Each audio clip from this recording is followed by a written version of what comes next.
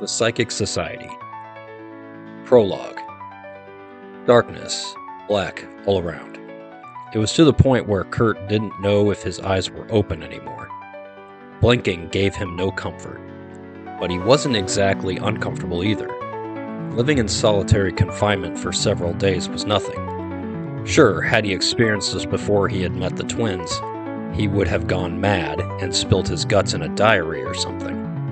No such luck here. The first day he arrived, he crawled around in the darkness in the darkened room, bumping into a bed, a sink, a toilet, and a frosty cooler filled with bottled water. No light inside, though. It took him a couple days to figure out it was a cooler. No pencil, no notebook, even if there was either. He couldn't see anything. The room was not very big. It was much like a small barracks room that he had when he was in the army. Probably no more than 10 feet by 10 feet all around. He spent most of his time in bed trying to meditate, but it was as if something was blocking him. It may have had something to do with the materials of the room. He was certain it was some sort of concrete, but he didn't know for sure in the darkness. They took his shoes for some reason. The floor was hard and cold. No Mother Earth to reach out to.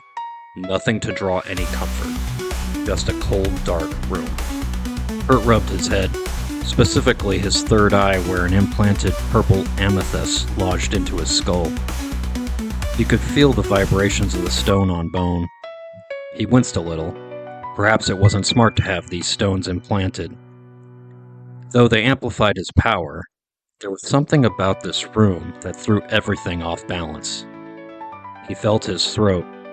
The lapis lazuli felt like a mole on his skin. There did not seem to be much power emanating from it either. He did not know what he expected.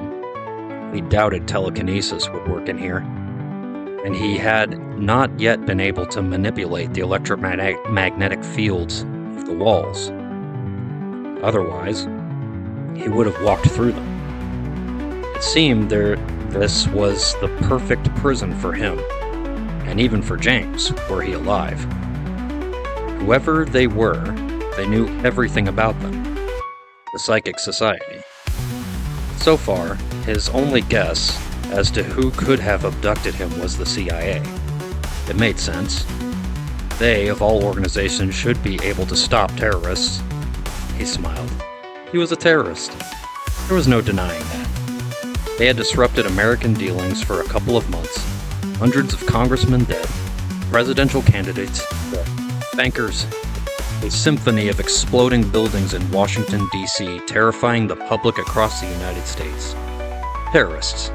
The Psychic Society were terrorists. He sat on the edge of his bed.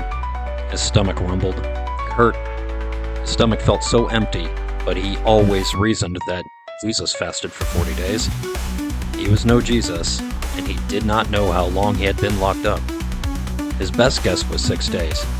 The gurgling in his gut sounded awful, like a neglected child reasoning with its mommy for a snack.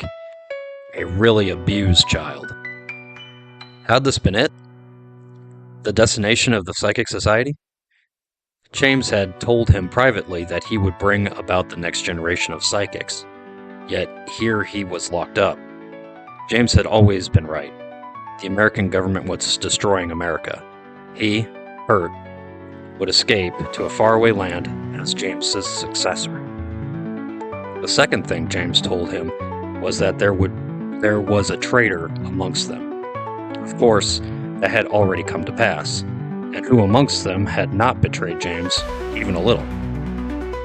Kurt had betrayed James. It was not the ultimate betrayal, but he was not supposed to be here.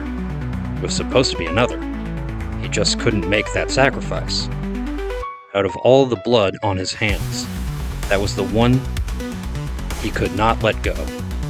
And so, he made his own decision and went against orders. A loud thud sounded from above him. It sounded like something heavy had landed on the ceiling or the floor above, like a massive stone. Then footsteps and voices. Above, light peeked through the cracks of wooden panels. He began to feel better. The stale air had gone through the opening. If felt like a spell had been lifted, and he could see with his third eye again. It was him, the one the traitor spoke to. "Lower the rope ladder," said the one. Yes, that voice was familiar. The voice of the fanciest gentleman Kurt had ever laid eyes on. Now he was going to meet him. Fancy, he thought. A trapdoor opened above. Kurt shielded his eyes as light poured into his cell. It was beautiful but very intense. His synapses fired off in appreciation, and he dropped his arm as the rope ladder tumbled from above. "Climb up, Mr. Williamson. I don't want to send these men down there to fetch you." "Fetch? That's snooty talk." Kurt peered up, but it was too bright above the door. He sensed several men up there, all burdened with heavy gear. Personal security? Highly trained? He smiled. He knew it was not his place to escape. He had already botched that part up. He knew that it was his duty now to tell the story of the Psychic Society, and hoped that Jillian would be safe wherever she was. He grabbed the first rung of the rope ladder. He didn't realize how weak he was. How many days had it been without food? He pulled as hard as he could and stepped onto the next plank, pushed up and reached for the next, exhausting. "I need help." "Get up here, Mr. Williamson. I haven't got all day." Kurt struggled up the ladder. It was painful. However, he understood why, especially when he pulled himself onto the wooden floor. The thoughts flooded into his head, and it took a moment for him to focus. He pressed his fingertips into the wood and grounded himself as best he could. The wooden floor appeared to be a 5-foot by 5-foot square, the opening he crawled out of, surrounded by a thick stone material that spanned the room. He looked over the corner of the room and saw the 5-foot by 5 cut of stone that had been covered the area while he was inside. He pushed himself up. The colliding thoughts of 5 men, each with a rifle trained on him, crashed against his mind. Anger, lots of anger. "I want to kill him. He deserves to die. This piece of trash expects us to help him. I'll help him back into the hole with a bullet souvenir." He deserved it. Once again, he smiled. "I'm a terrorist. I deserve that. And death. Death and rotten sentiment." Standing was difficult. He never realized how horrible it was to not have any food. He had a great appreciation for those who had fasted longer. His stomach gurgled. It must have been heard by everyone present. Not a flinch in their demeanor. Their hard, vehement stares locked on him. Fingers on their triggers, ready to put him back into the ground. He shook his head and raised his arms into the air. "Don't move," said one of the men. "Calm down, Sergeant," said the fancy man. Kurt turned his head in that direction. Even today, while visiting a horrible criminal, this man was all dressed up. He wondered if this was a night out on a town with a serial killer suit. It was so shiny, so new. The shoes were buffed and polished, white pristine shirt, black silk tie. He was middle-aged, Kurt guessed mid-40s, with a salt and pepper mustache that complemented his graying hair. This guy was somebody. Kurt visualized a cord that reached from his amethyst third eye and attempted to link to this man's skull. "I wouldn't," said the fancy man. "I'm Gerald Krause. You may address me as Sir. We've spent the past 10 days examining you and your body composition. We have raided the Perry residence and taken all his technology, including his suits and modified weaponry. Your mission failed. The United States will continue its operations, albeit with some finagling of staff. This has cost a lot of taxpayer money." Kurt laughed. "You don't care about taxpayers. I bet you don't even pay taxes." The room was silent, like an inner flinch from all the guards. They paid taxes. Krause stepped forward and slapped Kurt across the face. It knocked him down easily. He remembered in his past life that had happened often. He was sorry that he was going to go back on the promise he had made to himself. He sat on his knees on the floor. "Cuff him and bring him to the interrogation room, number 11, said Krause. He left the room. Kurt felt one of the guards snap some zip ties around his wrist and hoist him up. They pushed him out of the room and into the long hallway, lined with closed doors. He looked past the walls, interrogation room after interrogation room. Two-way mirrors, tables and chairs, all situated the same law and order way. At the end of the hallway, they exited into a stairwell, ascended 2 flights, and entered the 3rd floor. The guards used key cards to access. Kurt smiled. He used to be a security guard. It was interesting to be on the other side of events, cuffed and dragged to a secure area. They walked down the hallway, passing by a number of rooms until they came to number 11. Again, they used their keycard on the door, and 2 of them escorted him inside. The other 3 remained covering the door.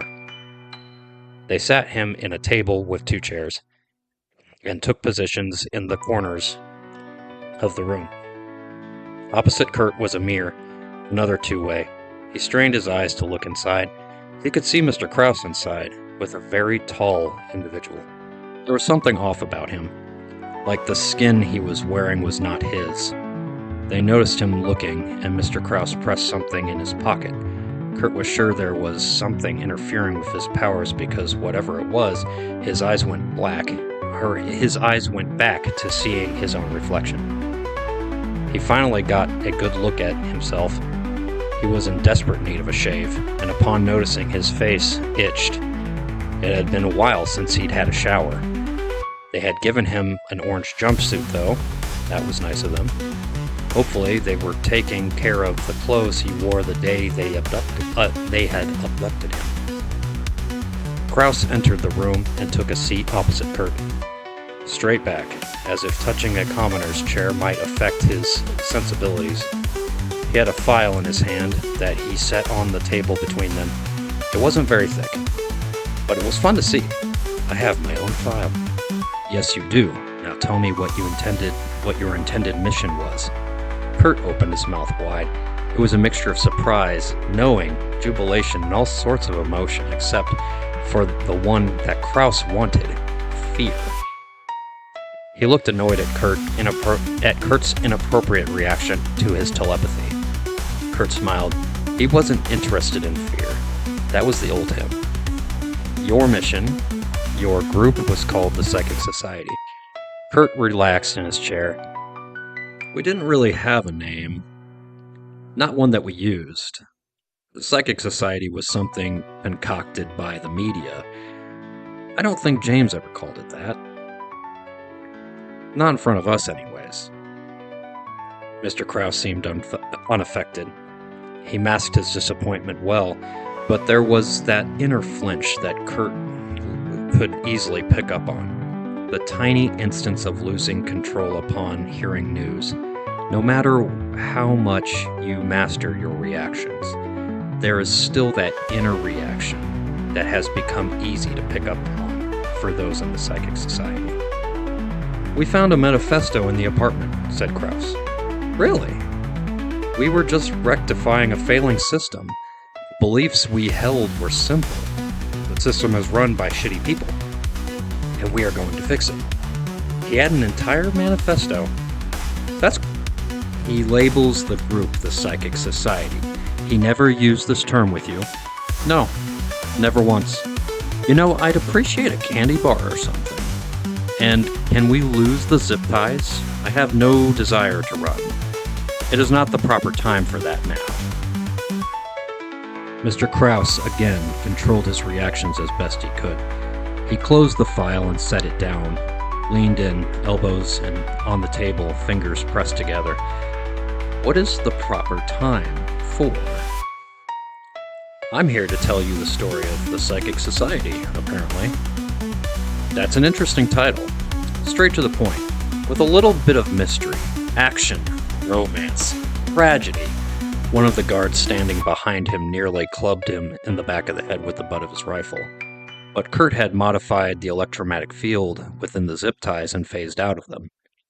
He stepped up and out of his seat and behind the guard and placed him in a chokehold.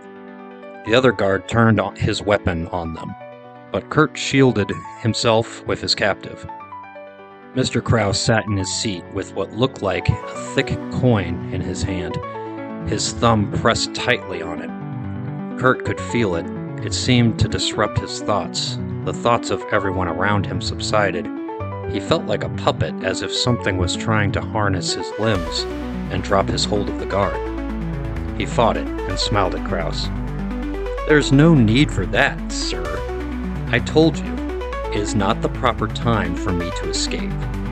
Call up your goon, get me something to eat, and I'll answer every question you have."